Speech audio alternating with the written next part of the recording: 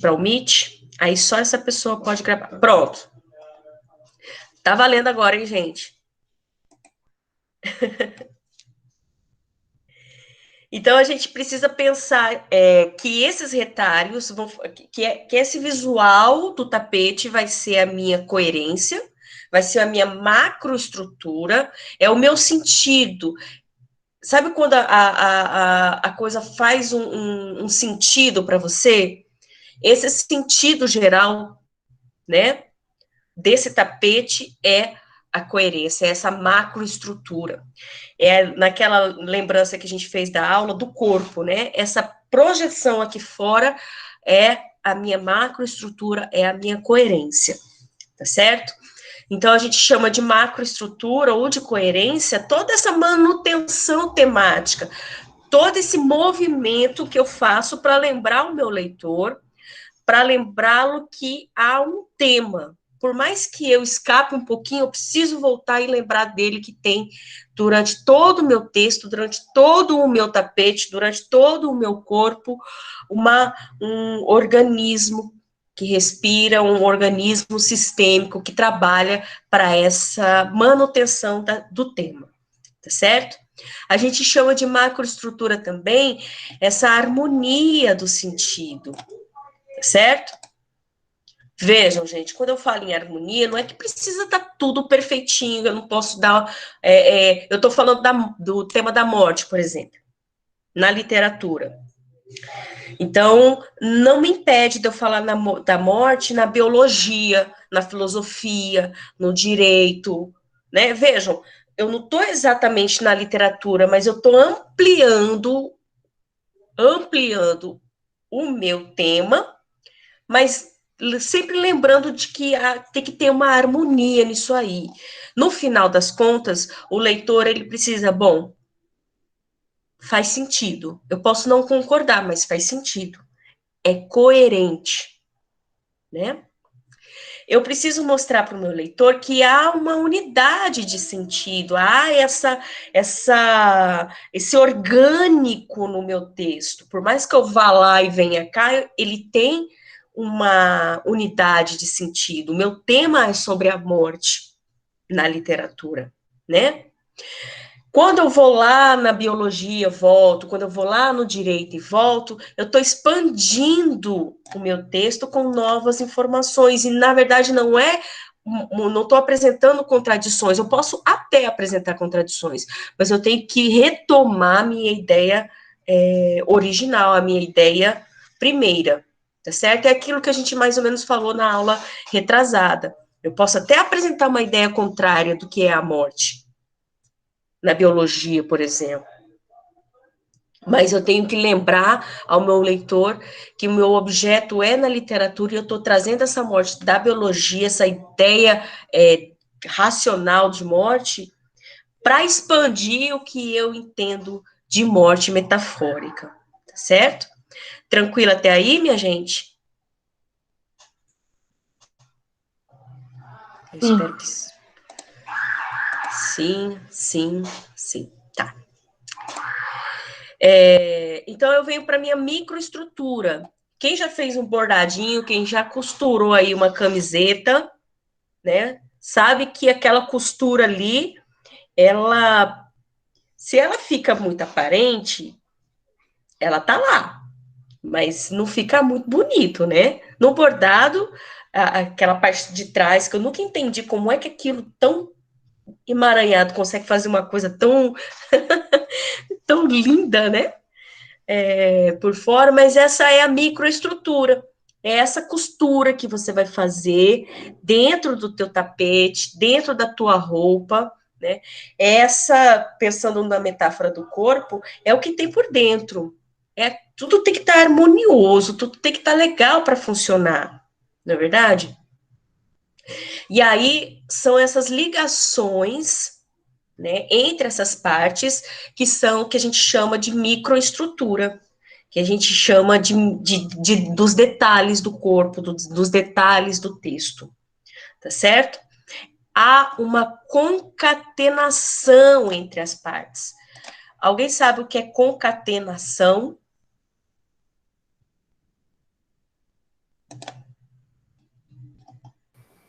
Não. Só uma não sabe o que é concatenação. Eu vou falar só para ela no privado. Também não. Não faço ideia. É essa a diferença do Não. leitor atento. É isso aí, gente. Não tem que... Eu também não sei. Concatenação. O Vitor colocou alguma coisa aqui no chat, né? Mas é mais ou menos isso. Concatenação é essa junção. É quando você... a Pri disse que sabia, mas não sabia explicar. Tá ótimo. É você juntar, concatenar, juntar essas ideias, né? Fazer com que essa junção, vamos pensar no quebra-cabeça, essas junções das peças, elas formam um todo. Isso é concatenação. Mas o leitor atento não deixa passar, hein, gente? Esse tipo de leitura a gente chama de leitura de abrangência ou de dicionário, que é uma leitura que você faz imediatamente com a palavra que você não entende, né? Ou que você não lembra, certo? Agora, tem uma palavra que eu gosto muito, que é, eu duvido, cara, imiscuir. Não vale procurar, hein? Sabe o que significa isso? Imiscuir? Também não.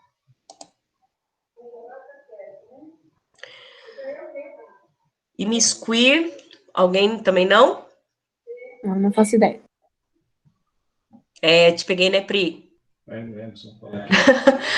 Emerson aqui já fazer com que uma frase seja o segmento da outra. Maravilhoso. Chuchu, Emerson. Só que imiscuir, o que eu acho uma palavra bonitaça. Vocês podem usar, chegar em casa e falar assim, eu vou me imiscuir meus lábios nos seus. Olha isso, gente. Eu vou me iscuir meu ser no seu. Imiscuir é juntar de tal forma, né? Juntar de tal forma, amalgamar alguma coisa de tal forma, juntar de tal forma que aquilo vire uma coisa inseparável depois. Eu acho que todo mundo tem uma amálgama aí no dente, que é aquela mistura que o dentista ou a dentista faz. Uma função, né? Uma fundia. Isso, só que nessa fusão, a Aline gostou, né? Muito romântico, verdade, Tiana. Imiscuir meu corpo no seu, uau, minha vida na sua, amalgamar. É isso mais ou menos que a Evelyn diz. É uma junção, uma fusão de coisas que depois não dá mais para separar. Vira outra coisa. Olha que coisa linda. Né? Então, o texto vira esse corpo que, se você separar, você perde. Você perde a coerência, você perde esse amálgama, você perde essa peça única. É por isso que cada leitura é uma peça única, cada visão desse texto é único, e esse texto, quando gerado com coesão e coerência, com macroestrutura e microestrutura, ela vira uma peça só. Hoje a aula tá que tá, hein, gente? Bom, vocês conseguiram visualizar as palavrinhas aqui, né? Então tá. Vamos retomar aqui. Então, essa microestrutura são essas retomadas de termos e expressões, né, que fazem isso que o Emerson falou, de uma se encadear na outra, de tal forma que você faz um texto fluido, um texto coeso e com coerência. Uma coisa está amarradinha com a outra, mas elas podem vir separadas, olha só. Aqui tem muitos conectores que a gente pode utilizar e que algumas vezes vocês não utilizam por medo, né? Que é o então, o portanto, o mas, o entretanto, todavia, porém, contudo, como já dito anteriormente. Então, são esses conectores que fazem com que o seu leitor vá fazendo um encadeamento dessa tua ideia. Olha só, eu não sei se vocês conseguem visualizar, se está muito pequenininho. Vocês conseguem visualizar?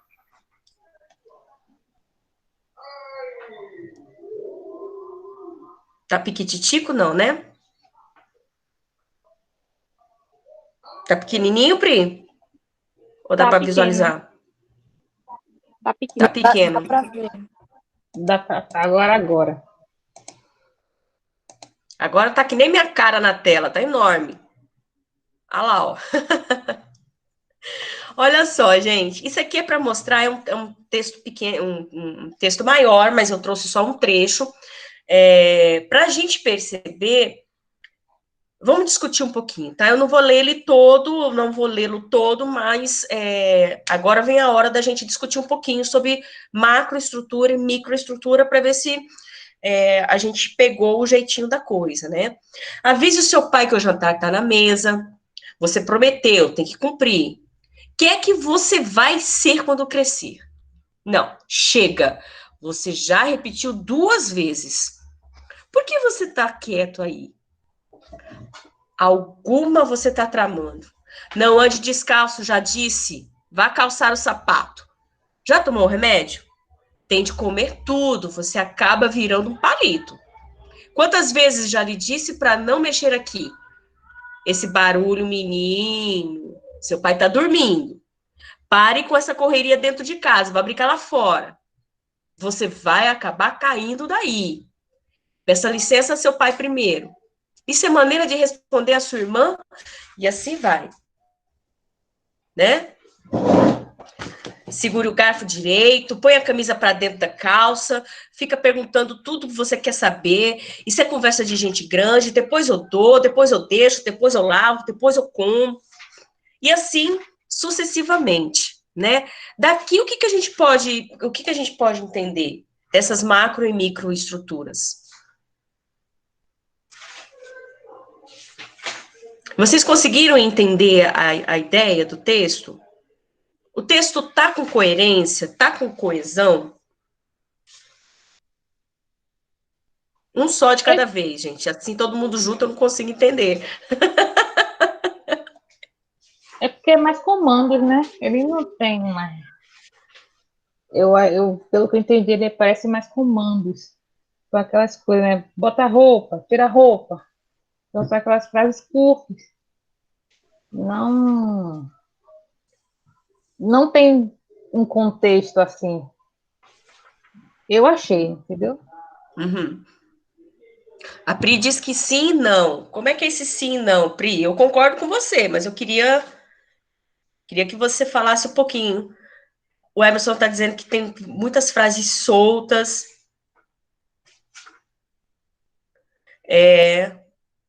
Tem muitos autores que fazem esse tipo de coisa. É claro que a gente está aqui com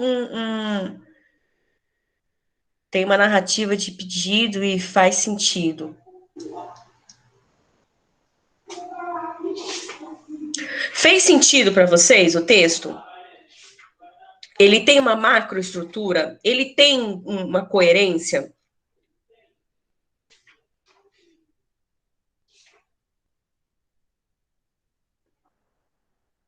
A Pri está aqui no chat falando que, mas ao mesmo tempo não tem sentido, pensando num texto como início, meio e fim. Para mim fez sentido em partes, né? Não, tá de boa, Pri. Mais alguém queria falar? Quer falar?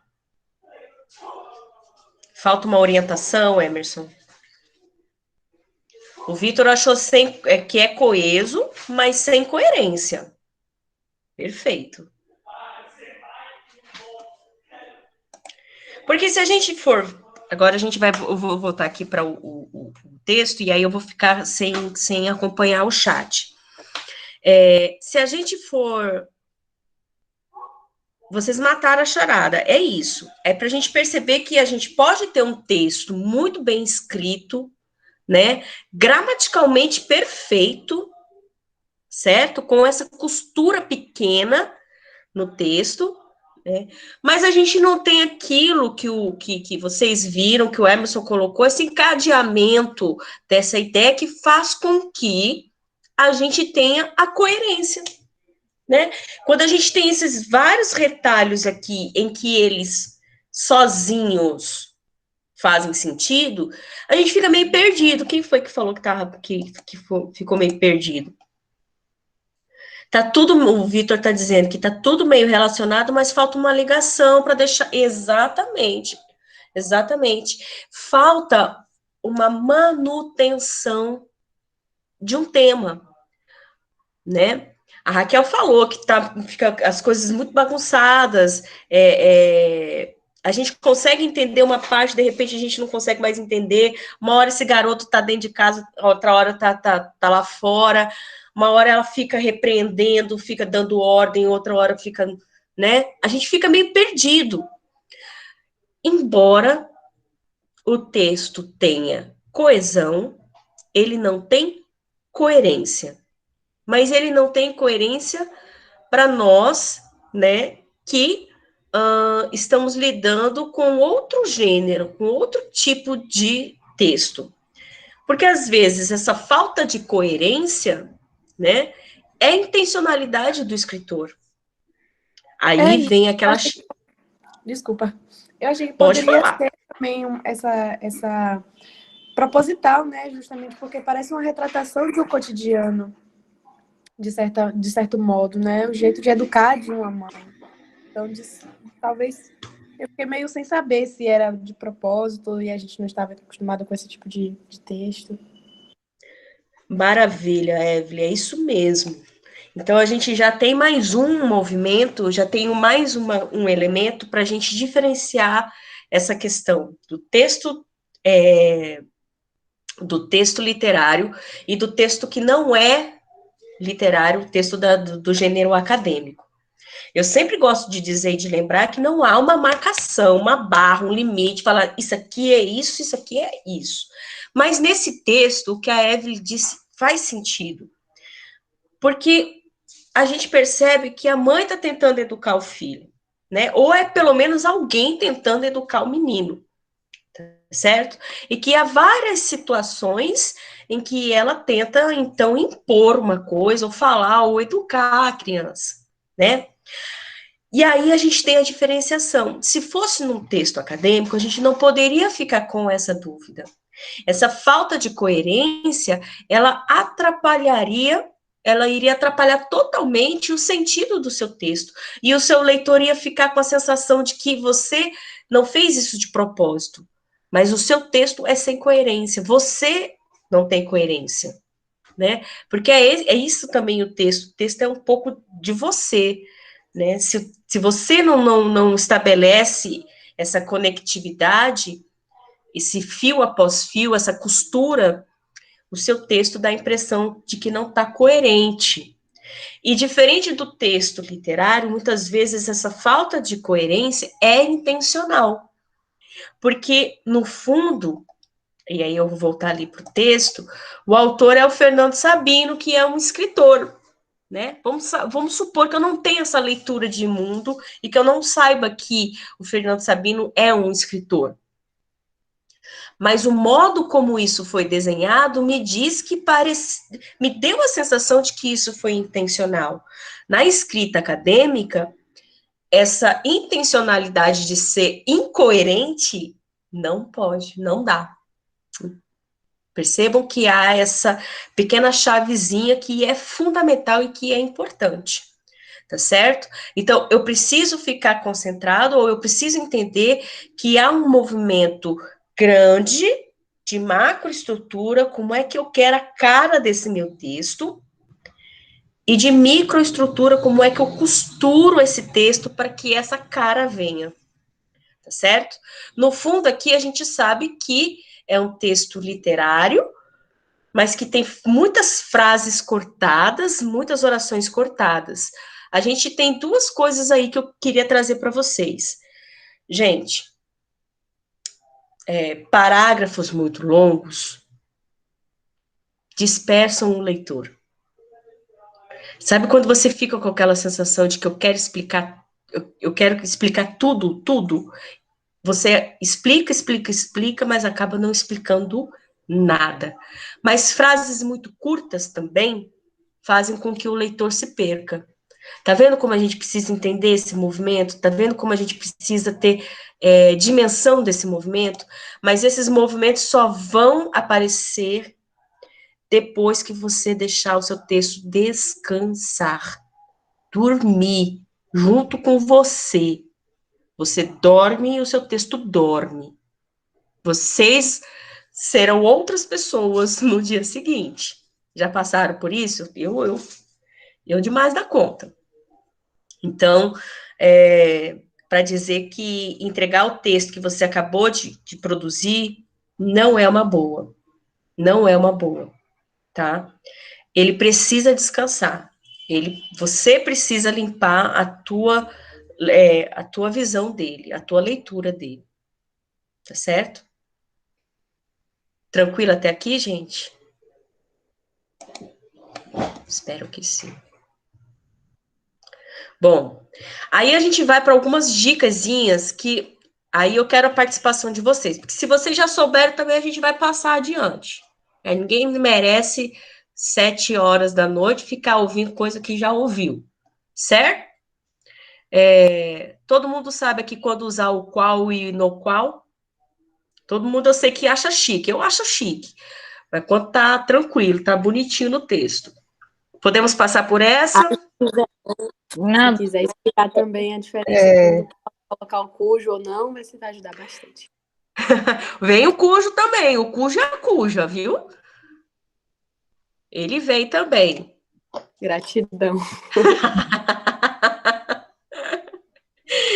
O cujo. Gente, tem palavrinha mais, né? Você mete um cujo ali, um cuja no meio. Pô, fica lindo o texto. Mas às vezes não fica muito bem, não. Eu vou passar rapidinho pelo qual e a qual, certo? No qual e na qual. Uma dicasinha boba, mas que para mim fez assim, ó. Como diz os meus filhos. Pum, pum. Sabe? Abre a mente, que explode a mente. Então, vou passar rapidinho aqui, tá? Bom, então, eu tô lá escrevendo, certo? Tô lá escrevendo e tal, não sei o quê. Coloquei meu texto para dormir. Pelo menos umas 4 horas longe de mim. Botei ele lá na caminha, bonitinho. Tô sussa, me organizei, sou uma pessoa organizada, sou uma discente, um discente de parabéns, certo? Que eu passei por esse componente. Tô lá, fiz tudo adiantado, tá na correria, botei ele para dormir. Volto no texto e tem lá o tal do qual e a qual, no qual e na qual. Quero saber se esse negócio está adequado ou não. Então, a dica que eu uso para mim, que já tenho o hábito de escrita acadêmica, eu sempre substituo, né, por em que. Porque eles têm a mesma função. Só que o em que vai me dizer se eu uso o qual, na qual, ou eu tiro ele do meu texto, porque não faz sentido nenhum. Vamos lá, para um exemplo. Ó, esta é a casa na qual morei. Usei o na qual aqui, bonitão, tô achando que tô arrebentando. Vamos ver se eu arrebento mesmo. Eu substituo no qual por em que. Se fizer sentido, gente, é porque ele tá bonito. Ele faz todo o sentido. Esta é a casa em que morei. Em que morei. Porque quem mora, mora em algum lugar. Certo? Não mora ou algum lugar. Mora em algum lugar. Então, esse em mais o, eu jogo no. Agora, vamos dar uma olhadinha aqui nesse daqui, que é mais acadêmico. Tô lá escrevendo, arrebentando na escrita, e eu coloco lá. Desse modo, o conceito no qual quero me basear é da alteridade. Joguei aqui o no qual de novo. Como é que fica, gente? Como é que vocês acham que fica? Dá certo ou não dá? Deu certo ou não deu? Pensem um pouquinho. Eu acho que deu certo. Vitória já acha que deu certo. O que vocês acham? Dá certo ou não dá esse negócio? Desse modo, conceito no qual. Vamos substituir o no qual por em que.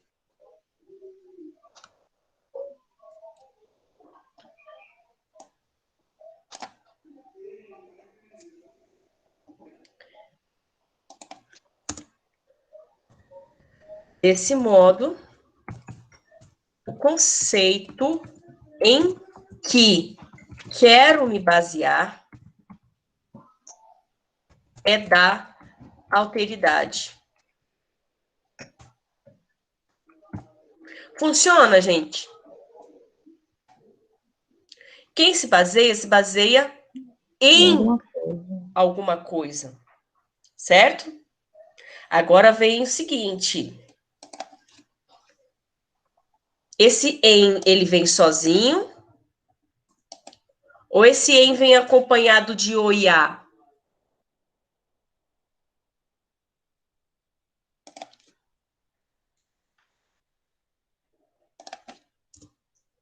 Quem se baseia em alguma coisa. Eu estou me baseando na alteridade ou no conceito? Então seria o qual, no caso, né?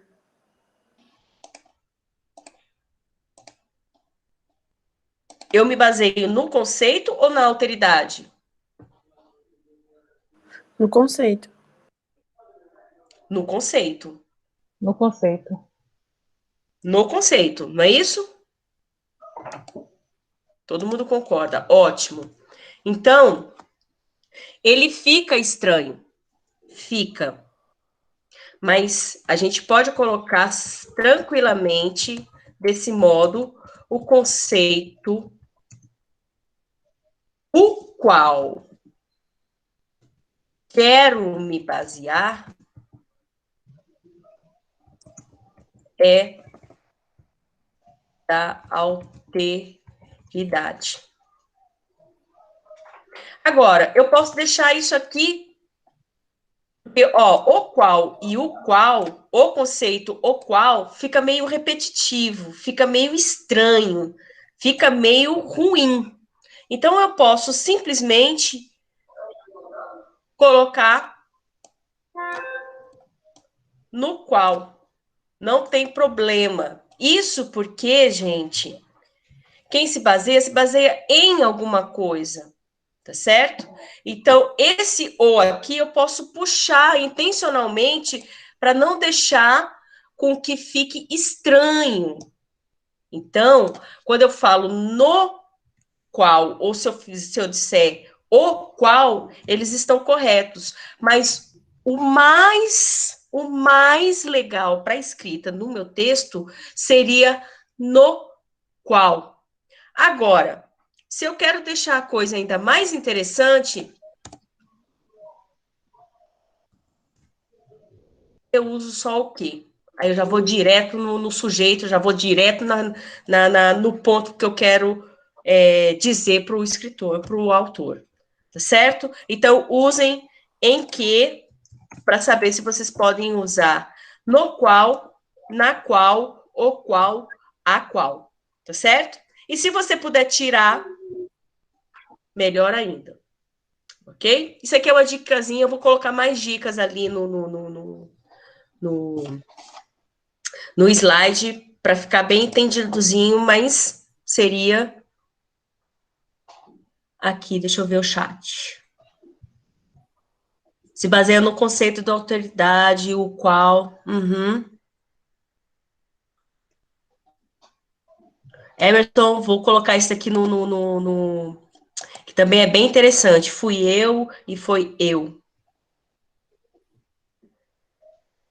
Exatamente, Pri, seria mais interessante Pelo qual exatamente usar ficaria o quê? errado, professora? Não fica errado, mas no qual fica sonoramente, fica visualmente, para Praticamente. leitura, melhor. O qual.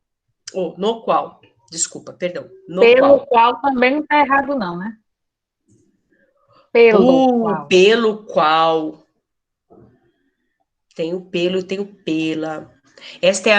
Desse modo, o conceito pelo qual quero. Não. Não. Não fica errado, não. Não fica errado. Mas Não, eu posso tá. também, não, mas eu também posso trazer exemplos de como usar. Ah lá, outro exemplo aqui. Ok. A pessoa na qual merece destaque é Maria. Eu substituo na qual por em que. A pessoa em que merece destaque não rola, né, gente? Então, não uso o qual, nem na qual. Vou direto no quezinho básico, que é aquele pretinho básico, tá certo? Vamos mais adiante. Agora o cuja e a cuja. Esse daqui é bom, hein, gente? Porque tem muita gente que gosta de usar ele ali, e agora eu quero só ver. O cujo e cuja, né, é sempre, sempre, sempre no sentido de posse. Aquilo me pertence, aquilo pertence a alguma coisa, então eu uso o cujo, tá certo? O garoto cujo pai esteve aqui é de Santo Amaro. Veja, de quem que é o pai? Do garoto, certo? Então, o garoto é posse do pai, ok? Então, eu uso cujo. Mas veja, eu não boto nenhum artigo depois, cujo o pai, cujo a mãe, cujo o. Não. Não se usa artigo definido depois do cujo, tá certo? Não se usa artigo, mas eu vou explicar um pouquinho mais à frente como é que vocês podem usar uma preposição, porque aí não é o cujo que vai pedir.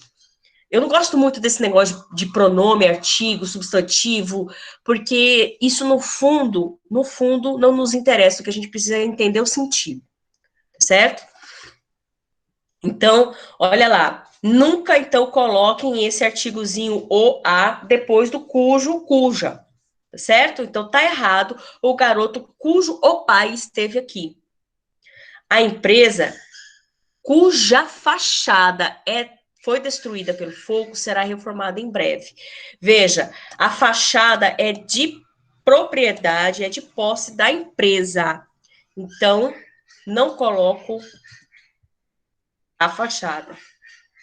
E olha, eu vou falar um troço para vocês, gente. Tem muita gente que na hora da fala cuja a fachada, mas é porque esse pronomezinho cuja, elas dão um prolongamento desse azinho, porque a palavra que está depois pede geralmente um artigo, o pai, a mãe, a fachada, tá certo? Mas ele não existe, tá? Não usem nunca mais. Nunca, nunca, nunca. Agora, tem algumas situações em que, poxa, professora, a senhora acabou de falar para mim que não usa o artigo, não usa o a, o, poxa, e agora já me bota uma na sequência aí com a, aquela é a empresa a cuja diretora me refiro. Esse azinho aqui, minha gente, não é um azinho de artigo, ele não está vindo no substantivo. Esse aqui é um artigo, ó, tá na frente do substantivo. Esse azinho bendito aqui, esse azinho que vem para atazanar a nossa vida, é um azinho de preposição. É outro trem, tá certo? Porque, como vocês se lembram, tem verbo que pede preposição, né? Não vou entrar muito nessa seara aí, mas quando vocês forem usar o cuja e a cuja, já fica com o pezinho, opa, preciso saber se tem um verbo ali que está pedindo preposição ou não. Se achou difícil, tira. Não usa. Ou usa e vai treinando, tá certo? Olha lá. Aquela é a empresa a cuja diretora eu me refiro. Quem se refere a alguém. E aí, eu já tenho aqui, antes do meu cuja e cuja, a preposição, tá certo? Esta é a funcionária com cujas ideias todos concordam. Quem concorda, concorda com alguém, com com alguém, né? Não tem como concordar com alguma coisa que não seja de alguém. Complicou, gente? Tem gente que... A crase... Vou trazer crase, então, para vocês, tá? Acho que uns 10 minutinhos antes do fim das aulas, a gente bota um negocinho desse, né? De dicasinhas. Eu acho que é uma boa. Então, a próxima vai ser a da crase. Interessante. Mas o cuja é porque a gente às vezes usa e não quer nem saber, né? Acha que é bonito, bota lá e fica o Deus dará e a gente não tá vendo o sentido que aquilo tá dando, né? Deu a ideia de posse? É um substantivo ou é um verbo? Vamos com cuidado. Tá vendo como as coisas não podem ser, elas muitas vezes não são automáticas, né? E vejam que quando eu coloquei esse cuja e cuja, e aí já adentrei na questão do verbo, aí eu tenho certeza que deve ter gente que fez assim na cadeira. Chega até subiu um teto preto, assim, fala, putz grila, que sacanagem. Quando eu comecei a entender o negócio, já vem um troço diferente. Então, se vocês ficarem já nessa primeira aqui, de não usar o artigo, já tá, ó, supimpa, tá, gente? Inclusive na fala, tá bom?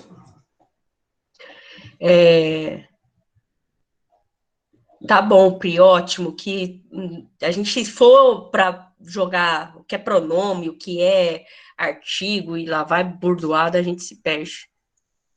Tem uma pessoa tentando entrar na aula, oh meu Deus, mas agora? Deixa eu ver aqui. Foi. Ai, Carol, vai pegar só a rabeta da aula? Vamos lá, gente, adiante. Então tá, então se a gente ficar com esse uso do cujo e cuja, sem o substância, sem o artiguinho aqui, o IA, já tá de excelente tamanho e vocês não têm noção de quantas pessoas que têm já mestrado, doutorado, se confunde com isso aí, tá certo? Mas 70, 80% da construção do texto que vocês forem usar, o cujo e cuja, tá dentro dessa dica aqui que eu tô dando, tá bom? Tudo bem? Depois a gente toma uma cerveja para comemorar essa dica. Agora vem o onde e o aonde. Agora vocês me falem. Espero que não seja nada de grave, Carol. Boa noite. Sigo com onde e aonde ou esse daí tá beleza para vocês?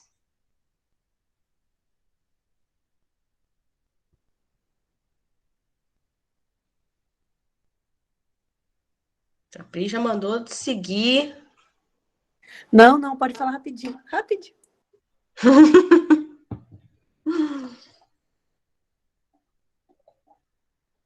Dá uma passada rápida só para revisar. Beleza. Então, bora aí, gente. Se segura no trem da coisa. O onde a gente sempre sabe que indica esse negócio de lugar fixo, né? Mas não adianta ficar falando o tempo todo pra gente que indica lugar fixo se a gente não consegue visualizar o trem às vezes, né? A gente não consegue visualizar o tal do lugar fixo. E a gente sempre fica na dúvida, é o onde ou é o aonde? Bom, então, primeira coisa, o onde indica lugar fixo, certo? Onde ela está em algum lugar fixo. Eu não sei onde é, mas é fixo. Onde ela está. Não sei onde começará a caminhada. Bom, a caminhada precisa começar num lugar fixo. Não sei onde é, mas é um lugar fixo. Onde está meu dinheiro é a grande pergunta que todo mundo se faz, né? Não faço ideia, mas deveria estar num lugar fixo. Principalmente no final de mês, então, ele some, que é uma barbaridade. E aí eu coloquei uma tirazinha, que eu gosto bastante. Porque eu, como sou mãe, tem dessas coisas. Não sei se vocês conseguem visualizar ali, né? Que é o Calvin, né? Que ele chega lá, mãe, ei, mãe, lá da porta, né? Pare de berrar, Calvin. Se quiser dizer algo, vem até a sala. E aí lá vai o garoto, obediente. Eu pisei no cocô do cachorro. Onde eu limpo os pés?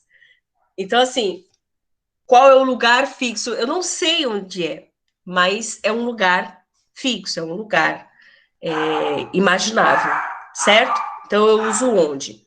Vamos lá que vai vir a dica. Aonde entrou esse azinho aí, ó, esse azinho ele vem para perturbar, desestabilizar o seu lugar fixo. Então eu já não sei onde é que ele está, eu já não sei para onde ele vai. É uma ideia muito vaga, é uma ideia de movimentação, tá? Esse azinho é de movimento, ok? O onde é do fixo, o a vem para desafixar, botar em movimento. Então tá sempre ligadinho, tá sempre próximo de verbos que indicam essa coisa do movimento. Aonde você quer ir, né? Aonde vai com tamanha pressa? Vamos aonde ele quiser. Então toda essa indicação de movimento, que estamos em movimento, a gente usa o aonde. E tem uma tirinha que eu amo, que é essa tirinha que parece muitas vezes a gente no final do ano ou no final do semestre, né? Aonde você vai? Não sei. Primeiro, quero saber onde eu estou. É tipo mais ou menos 2020, né, gente? Que foi essa coisa atropelada. Peraí que eu não sei nem para onde, aonde eu vou se eu não sei onde eu estou. Então, a dicasinha fica aqui, ó. Sempre substitua essa palavra do aonde ou onde para onde.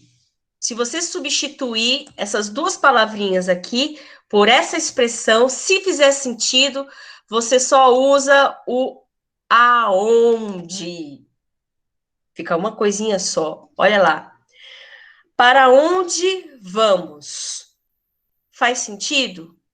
Então é como se você quisesse dizer aonde vamos. Mas eu pego, né?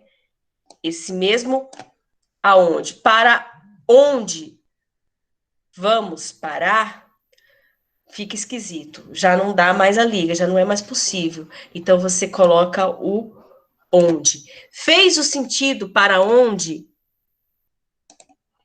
Usa com azinho. Não faz sentido? Fica com ozão. Faz sentido, fica com azinho. Não faz sentido, fica com ozão. Agora ficou parecendo professora de ensino médio. Mas é mais ou menos isso. Ok, gente? A Pri achou importante. Ótimo. É que foi passado assim, vup. Mas depois fica lá com o slidezinho. E aí a gente pode treinar. Tá certo? O slide vai ficar lá no Siga? Eu vou pensar no seu caso, tá, Evelyn? Hoje, como eu tô animada, talvez eu bote lá. Tudo bem. Eu tô tirando tanto print que eu acho que meus prints podem me salvar, mas... Eu vou botar lá assim, gente. Eu não tenho esse coração todo duro assim, não, tá? É só de vez em quando. Para finalizar, gente, rapidinho, eu vou só comentar um pouquinho do que a gente vai falar na próxima aula, tá? Que a gente vai entrar mesmo nos gêneros acadêmicos.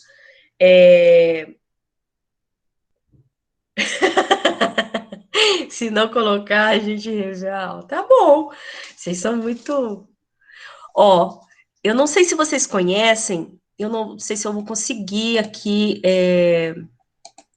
mostrar para vocês. E agora que eu não sei se é salvar ou não salvar? É salvar. O que foi? Aqui. Gravação? Parar a apresentação. Eu vou mostrar para vocês rapidinho onde tem. Eu não sei se os outros professores já comentaram, mas enfim, a gente na próxima aula vai apresentar para vocês o manual de padronização de gêneros acadêmicos. Vocês estão visualizando aqui? Vocês conseguem visualizar? Eu estou no site do Secult. Sim. Ótimo. Eu estou no site do Secult, tá? E Ó, gente, dia 19 tem revista Trilhos, hein? Aí, vocês veem aqui em Manual de Padronização de Textos Acadêmicos. E aqui a gente vai explorar um pouquinho esse manual de textos acadêmicos que foi feito por mim, o professor Adriano, a professora Franciane, Ludmila e Samuel. Só gente, ó, do benzaço, gente massa, gente topeira. Topeira não, é top de topzera, vocês entenderam, né? Então, aqui do ladinho tem um monte de gêneros textuais acadêmicos, e a gente vai explorar alguns para entender melhor como é que eles funcionam, tá certo? Mas eu não vou ultrapassar muito do nosso horário, porque a gente vai falar sobre eles depois, né? Junto com o resumo acadêmico e com a nossa querida e maravilhosa NBR 6028, que é específica para resumo acadêmico, para vocês terem uma noção do poder que tem esse serzinho chamado resumo acadêmico, que é muito diferente do resumo que a gente aprendeu na escola, tá certo, gente? Pô, tinha tanta coisa para falar, tanta coisa para ver com vocês. Sabe o que eu acho que a gente podia fazer também? Eu vou deixar lá no... Vou pedir para o Sérgio colocar um exercíciozinho de coesão e coerência, um só, para a gente, se der tempo da gente debater aqui, mas para vocês irem fazendo o exercício mesmo de costura, de ver como é que esses textos podem ficar melhor, ou podem ficar pior, podem ficar com coerência, sem coesão, com coesão, sem coerência, sem os dois e a gente não saber o que é que está falando, porque a gente vendo esse tipo de erro, a gente também analisa os nossos. Então, colocar esse exercíciozinho de coesão e coerência, para vocês olharem, arrumarem e observarem aí. Vamos ver como é que funciona, tá? Eu gosto desse exercício porque ele faz com que a gente perceba um monte de erro que a gente comete quando escreve. Bom, gente, atropelei, mas eu acho que é isso. O Sérgio já postou a correção dos exercícios de NBR, né? Sempre, gente, que vocês tiverem dúvida para fazer uma citação, ver se está certo o que estão escrevendo com questão de NBR, como a gente tem um tempo pequeno, a gente consegue atender vocês nas aulas assíncronas. Gente, dúvidas? Angústias? Não, Pri, não.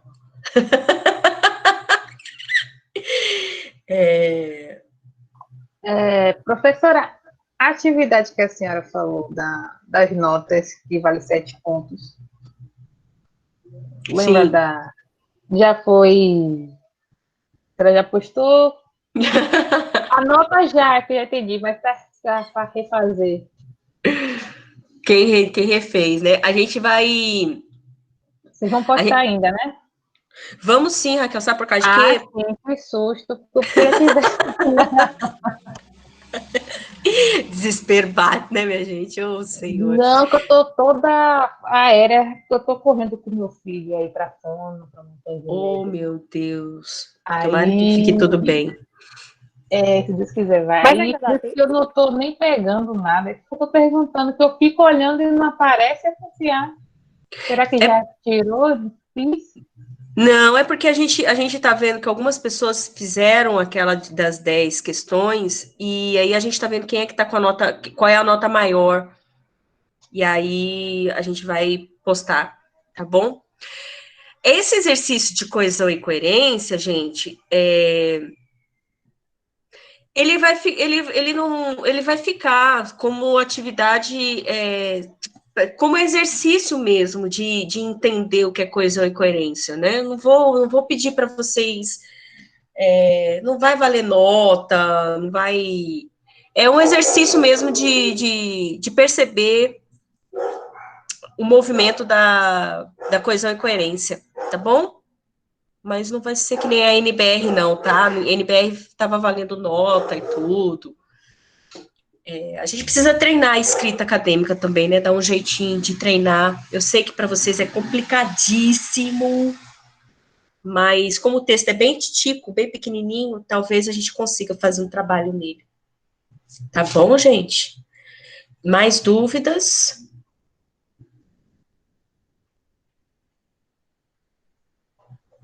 Eu penso que pode ser que tenha sido uma boa aula.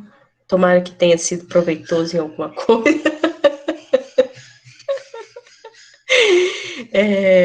E aí, gente, se a gente vai se falando. Foi Mara. Eu corri, mas cheguei. A gente, qualquer dúvida nesse sentido, a gente vai se falando. Quem ainda não manifestou lá no WhatsApp em qual componente que tá, se pediram alguma coisa ou não, se manifeste rapidinho, porque aí a gente vai pensar em coisas direcionadas só para vocês. Cada um vai ter uma coisa particular só para você. Vai ser mágico, vai ser lindo, gente. Tá bom? Manifestem lá, não deixa a gente no vácuo, não. Tá bom? Eu vou postar a aula e o slide. Tá bom? Gente, mais uma vez, obrigada. Força, vamos junto. Tá bom? Até a próxima aula. A gente vai se falando. Beijo, gente. Tchau, professora. Boa noite, gente. Boa noite, gente. Boa noite, Boa tchau, noite.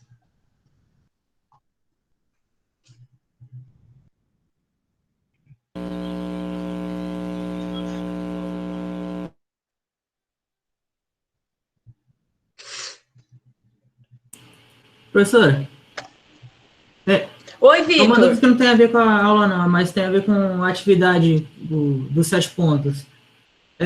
Certo. A questão 6 é que ele bota o sobrenome e o nome fora do parênteses. Uhum. Eu acertei ela, só que o que eu achei meio estranho é que na NPR eu não vi nenhum exemplo ou nada deixando claro que pode ser fora. Aí por isso que eu achei meio estranho botar o sobrenome e o nome do lado de fora. Aí porque eu fiquei imaginando numa situação, que nesse caso que ele começa com o sobrenome e o nome, né, do autor. Mas eu fiquei imaginando uma situação igual, acho que parecida com o do exemplo 5, que o sobrenome está depois, que já começou a frase e depois vem o sobrenome. Ficaria meio estranho, não? Ter o sobrenome, uma vírgula, o nome e o resto da citação, não? Ô, Vitor, estranho fica, mas como você acabou de falar, não tem essa indicação, não tem essa obrigatoriedade. O certo a fazer é colocar o nome do autor e depois o sobrenome, né? Mas a NBR ela te indica as possibilidades, mas não te diz o que está errado, né? Entendi. Então, se não está lá, tá valendo. Tá valendo. Se tem a indicação toda, se é possível fazer essa referência, ela entende que tá possível, né? Entendeu? Mas é isso que você falou, a NBR não faz a indicação de que, ó, isso aqui tá errado se aparecer. E aí acaba deixando a gente meio que isso tá valendo, não tá, mas é um modo diferente de indicação de chamada de autor. Entendi. Na questão 5 também, uma coisa que eu tive dúvida, eu também acertei ela, mas eu tive dúvida que na resolução de vocês só falaram do sinal de supressão. Mas e o sobrenome está separado do ano e da página? Também não estaria errado, não? Porque ele dá é uma citação com recuo, né, de mais 3 linhas. Aí ele dá ele cita o nome do autor, o sobrenome, no caso, né, do autor, no início da frase, né, e depois da citação, com o afastamento e tal. E no final da citação bota só o ano e a página, porque já citou o sobrenome. Desse jeito aí não estaria certo? Eu nunca tinha visto, eu achei... Não sei. É bem esquisito mesmo, né, gente? Não, mas algumas chamadas de autores, Vitor, fazem isso, de colocar só tá lá o texto, né, correndo, texto corrido. Aí fala Jameson, sei lá. Segundo Jameson, para Jameson, ou só coloca Jameson e vai a citação do cara, né? A citação direta, longa. E lá no finalzinho coloca o ano e a página. Estaria errado se ele não colocasse o ano e nem a página. Ou não colocasse, no mínimo, a página ou alguma indicação de que não teria página. Mas não está incorreto também, não. A gente é que prefere, a gente é que tem Botar o hábito. junto, né? Exatamente, de botar junto. Ou de repetir, né? Tem autor que repete, coloca Jameson aqui, e lá no final da citação coloca Jameson, vírgula, o ano, vírgula. Aí, nesse caso aí, seria mais questão de padrão do próprio autor, né? Que tá escrevendo. Perfeito, é isso mesmo. É uma escolha dele. Ele é tipo o autor. Ele é tipo o autor que acha que todo mundo tem que saber quem é Jameson, por exemplo. Entendeu? Entendi.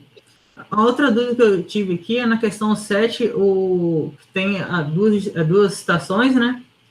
E tem o termo in antes do título do artigo. Eu tinha entendido que esse in seria que como é que é? Que o autor, que no caso o Castro, os dois Castro, né?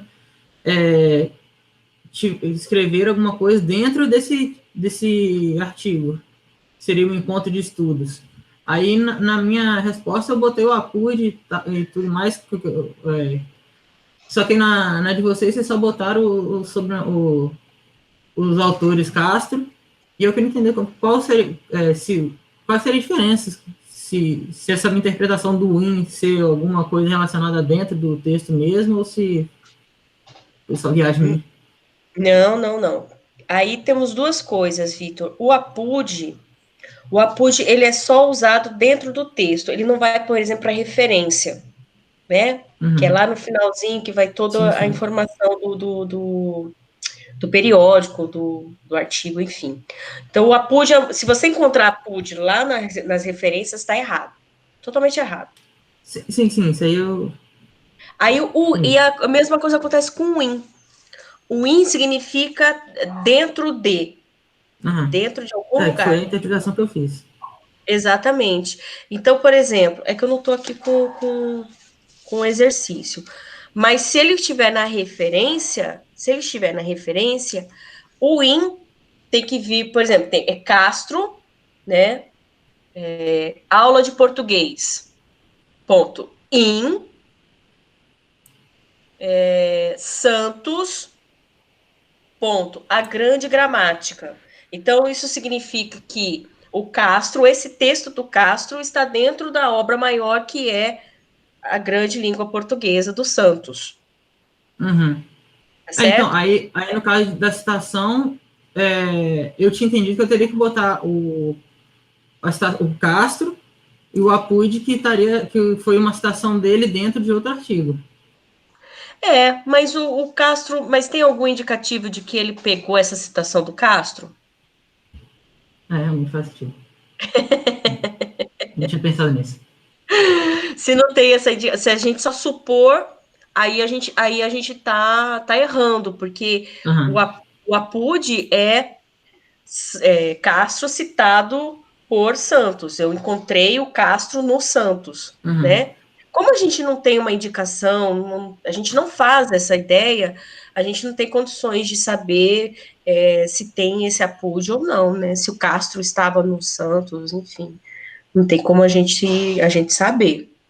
Então, só para finalizar, então, nesse caso, eu posso só citar os autores, no caso, dois Castros, mesmo sendo uma parte deles dentro de um artigo, porque eu estou citando direto eles, e não o artigo. Perfeito. É isso, exatamente. Tanto é que na sua referência, o primeiro nome que tem que aparecer é o Castro, porque Aham. você leu esse texto do Castro, que está num livro, que é um capítulo de livro, que é um item de Ah, um. agora ficou mais claro para mim. Na minha resposta, eu tinha entendido, eu tinha dado a resposta como se eu tivesse citado o artigo que citou os Castros. Ah, Agora ficou mais claro para mim. massa. Mas são essas coisinhas pequenas, né, Vitor, que fazem Uhum. a gente ter muita dúvida, e só através do exercício que a gente consegue ir Sim, pegando o jeito. Você vai entendeu? fazendo exercício, vai gravando. Às vezes, como o Sérgio, muitos professores acabam lidando muito com o NBR, principalmente com a 6023, algumas coisinhas a gente já consegue fazer direto, Uhum. né? Mas você pode ter certeza, pelo menos por mim, que vira e mexe, toda vez que eu faço um texto, eu caio na NBR 623. Sempre tem uma coisinha ali que eu falo, gente, e agora? Essa página vai para onde mesmo? Esse volume fica onde? Esse in é em itálico, não é em itálico? Então, baralha mesmo. Imagina. Mas se tem para consultar, né? É bom consultar, né? Se tem É para melhor ter consultar, certeza que ficar na dúvida. se tem para consultar, e é isso. A gente queria que pelo menos tivesse o contato com a NBR. Saber Uhum. que ali existem várias possibilidades de você encontrar maneiras de fazer uma referência. É isso Sim. mesmo. Gravar, ninguém grava, Uhum. É. nem Então tá, quer. professor. Muito obrigado. Imagina, Vitor, qualquer coisa a gente vai se falando. Beleza. Boa noite. Tá bom? Boa noite, querido. Beijo, tchau. Beijo, tchau.